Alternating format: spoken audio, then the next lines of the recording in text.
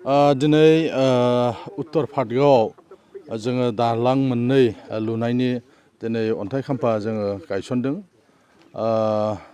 उत्तर पाटगावनि रायजो राजाफ्रा गोबाव समनिफ्रायनो बिथांमोना हान्था मेलायाव उसुबिदा जादोंमोन आरो दालां गैयैनि थाखाय दैज्लां समाव स्कुलाव थांनाय गथ'फोर बा हाथाय बाजार बायदिसिनायाव थांनायफ्राव जोबोद उसुबिदाजों मोगा मोगि जानांदोंमोन। दा बे बाथ्राखौ लानानै आङो मानगोनां बिटिआरनि चिफ मुस्रि प्रमद बर' बिथांजों सावरायलायनानै बिथाङा दिनै बे गामिनि जे दालां मोननै बे दालां मोननैखौ बानायनो थाखाय बिथाङा सेंसन होबाय आरो बिनिनो दिनै जोङो गिबि जे हाबाफारि बे हाबाफारिखौ खालामदों। खुब खम समनि गेजेरावनो बे दालांखौ लुफुंनानै होगोन होननानै जोंनो जायफोर मावग्रा कन्ट्राक्टरफोर बिथांमोना बुंदों। अलरेडि बिथांमोना केम्पबो बानायनानै थाफैखाबाय। गाबोननिफ्रायनो बिथांमोना जे खामानि मावजेननांगौ बेखौ मावसिगोन। दिनै रायजो राजाफ्रा बे दालांखौ मोननानै गोजोननाय मोन्दों आरो बिथांमोना जोंनि मानगोनां बिटिआरनि चिफ मुस्रि प्रमद बर' बिथांनिसिम साबायखर बावहरदों।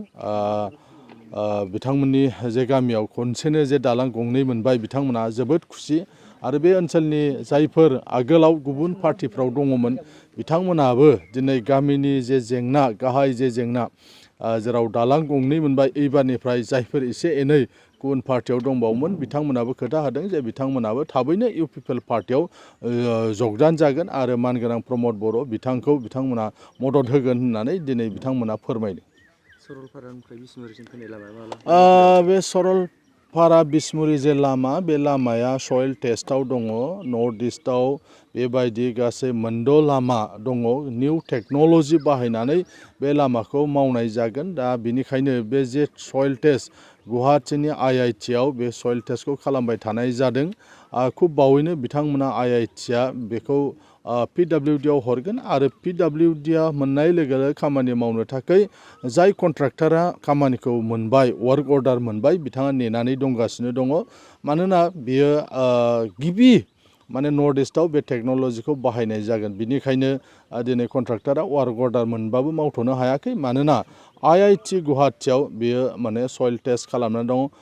माब्रैबा लामाया गोजोर जागोन बा मा खालामनांगौ मेडिसिन बायदिसिना होनांगौ बेखौ बिथांमोना टेस्ट खालामखांनायनि उनाव जि टेस्ट रिपर्ट मोननाय लोगो लोगोनो कन्ट्राक्टरा बिनि खामानिखौ मावफुंगोन। जायनि थाखाय बावहाय मानगोनां आसामनि गिबि मन्त्रि डक्टर हिमन्त बिश्व शर्माया गावनो फैनानै दिग्लिसिम बेरायनानै नायनानै थांदों।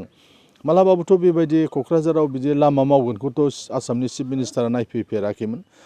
मानोना एबारसो बे गिबि नर्थ इस्टआव बेबायदि टेक्न'लजिखौ बाहायनो नागिरदोंखाय लामाया माब्रै जागोन बेसेबां गुवार बेसेबां गोलाव बेखौ गावनो नायफैथारदों। बेनिखायनो आङो रायजो राजाफोरखौ खावलायदों जे रायजो राजाफ्रा माखासे मानसिफोर बुंनाय बायदि एसे गोनो गोथो मालाबा सानफ्लांदों जानाय नङादां जायनि खुनु बाथ्रा गैया। आङो गोलाव समनिफ्राय बुंबोबाय थादों।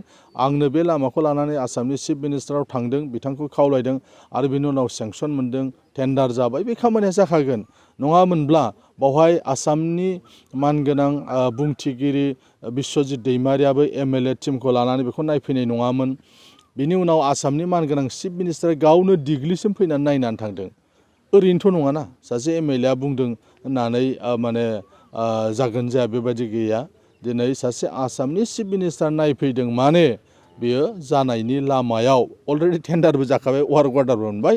खोथाया बेल'नो गोदान टेक्न'लजि बाहायनाय जागोनखाय बिनि जे सयल टेस्ट बे सयल टेस्टआ गुवाहाटीनि IIT-आव दङ। बेखिनि रिपर्ट मोननाय लोगो लोगो बिनि खामानिखौ मावफुंनाय जागोन। मानगोनां दिनै जोंहा सानजा क'क्राझारनि MLA लरेन्स सारआ दिनै जोंनि उत्तर पाटगाव गामियाव फैनानै गंनै दालां बेखेवफैदों आरो बेबो ओरैबायदि बाहायग'आव जोंहा दिनै बिनि आगोलथ' सोरबाया अनेक सरखार सालायलांबाय। बिनि गेजेरावबो दिनै जोङो जायाखैमोन। दिनै सारा खेबसेनो गंनै दालांखौ जों लागोआव उत्तर पाटगावआव बसायफैनाय जाबाय आरो बिनि थाखाय रोजा रोजा सारनिसिम जोंनि रायजो राजानि जानानै गोजोननायखौ बावहरनाय जाबाय। माबायदि जेंनाजों नोंथांमोनहा हाबाब दैज्लाङावथ' गलांलाबायोमोनबो साइकेलजों फैयो गथ'फ्रा सोरबा गलाङो गोलैयो बिराद बारनो उसुबिदामोन। मैसो मोसौ होजाया आरो बेराफारसे दैबाना जाब्ला बारहोजाया। दालांजोंथ' बारजाखाया औवानि दालां नालाय दा नंखायनो सारनिसिम रोजा रोजा गोजोननाय थाबाय आरो अराय सम जेन'बा जोंनि रायजो राजाया सारखौनो मदद होगोन होननानै जोंनि रायजोनिफ्राय बुंथिनाय जाबाय आरो बेखौनो मोनसे भिडिअ गोसारदों जे नोंथांमोननि ओनसोलनिफ्राय जिहेथु लामा दालां गब्रायनाय बे माबायदि जाथाय? बेथ' दाख्लैथ' बिराद दुखुनांथाव बाथ्रा। दाख्लै बैसागु जानायाव थारमाने बिदिनो ज' जाजाय बारलांबाय आरो एसे ओरैनो थेलाजों लांदोंमोन देक थेक गासिबो मानसिफ्रानो जब्ब' गोलैलांजोबदों गाहायाव, सोरबा आघात मोनदों। बिराद दुखुनांथाव गोदान बोसोरावनो आरो बेबायदि जाजादों।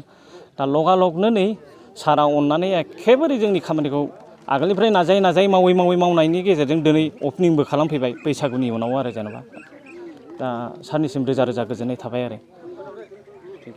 Thank you sir.